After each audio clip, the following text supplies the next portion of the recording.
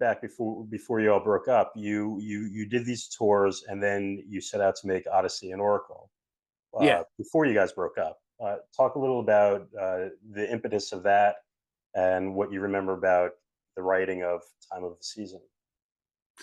Well, the reason we did Odyssey and Oracle was because we've become a bit disillusioned with how our previous singles had turned out.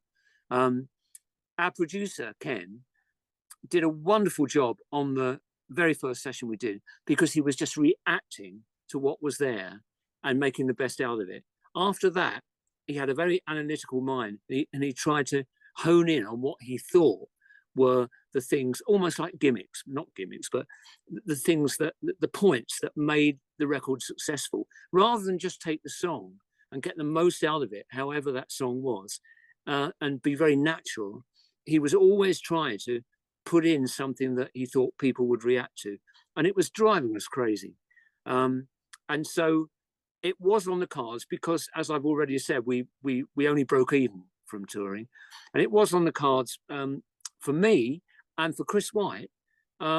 We were okay because we had these honest publishers, but the rest of the guys from the performance earned nothing. Well, we just broke even, and it was really crazy. And so one day, Paul Atkinson, the guitarist, said, I've got to leave the band. He said, I'm broke and I'm getting married. You know, I just need some money. And that seemed to be the moment, because we hadn't had a hit in the UK, even though we later, many years later, found out that over the world, we always had a hit somewhere. But in those days, nobody knew. I mean, things got to you about 6 months later, you know, the news from Japan or from the Philippines or whatever. So the band was, it was in the air, the band might break up. And Chris and I said, do you know what? We've got to try and produce ourselves. We don't know if we can, but for just one album, so we can get what we hear in our songs over on record. And that's what we did. And actually, Ken Jones, who was very autocratic, but when he wasn't in charge, he said, I'll help you. He said, I'll get you into Abbey Road. That was almost impossible in those days. It was called EMI Studios, and they only dealt with EMI acts. But he got us in. I don't know how he did it, but he did. And we did it very spasmodically. We had very little money to do it. So we would do, you know, like a couple of weeks, and then 3 months later, another week, or another, or maybe even 2 or 3 days. And we just sort of 3 patches like that. The whole thing only cost £1,000 to make. It was, even in those days, it was not a lot of money. And we loved it.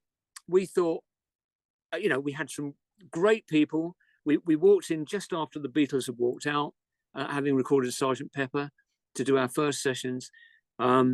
We got the results of some of their avant-garde thinking technically, and the engineers, you know, had all that in their minds. And we had Geoff on 2 or 3 songs, and we had Peter Vince, who was also a great engineer as well. And they loved working with us. They honestly did. I mean, Geoff Emerick in his book said the Zombies were the only band who weren't trying to sound like the Beatles. They had their own thing, you know, and which I thought was lovely of him. So, you know, we did it, and we all felt it was the best we could do. But the record company liked it, but didn't think it was commercial. That was the story of our lives, really. The record companies never think what we do. Even with She's Not There, they liked the record, but they didn't really think it was commercial. Until George Harrison said that, and then it started selling.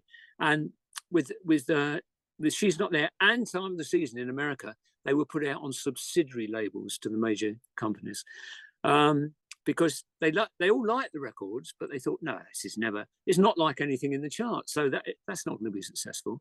But of course, you know, there were 2 number 1s in Cashbox there. Tell I Know was a top 5 record. And, you know, it was just a great 3 years that we'd had. And for not to be able to make any money, from the touring side of things was just completely crazy. But that's how things were in those days. And that's how we came to record Odessey and Oracle.